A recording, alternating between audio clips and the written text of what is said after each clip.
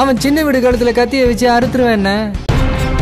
রাজনীতির জন্য অভিনয়কে বিদায় জানাচ্ছেন দক্ষিণ ভারতের সুপারস্টার থালাপতি বিজয়।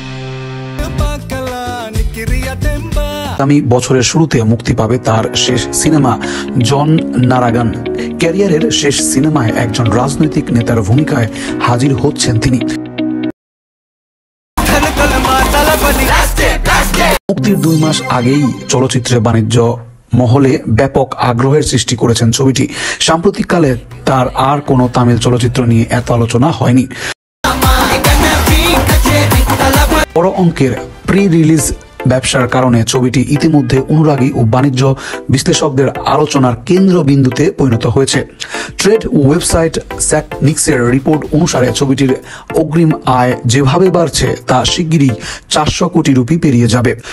কেবল তামিলনাড়ু থিয়েটার সত্ত্ব বিক্রি করেছে 100 কোটি রুপির বেশি দামে। বিদেশি সত্ত্ব থেকে আয় করেছে প্রায় 80 কোটি রুপি।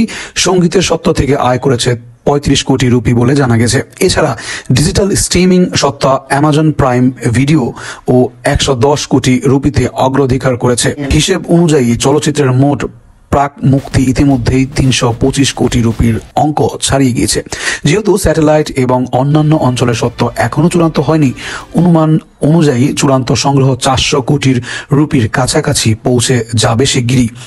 এর আগে ছবিটি মুক্তি নিয়ে অনিশ্চয়তা দেখা গিয়েছিল। গুঞ্জন ছিল সিনেমাটির মুক্তি স্থগিত হয়ে যেতে পারে।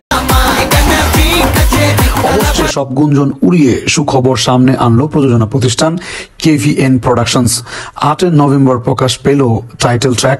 সঙ্গে জানানো হলো মুক্তির তারিখও। আগামী 9 জানুয়ারি বিশ্বজুড়ে মুক্তি পাবে জন নারাগান।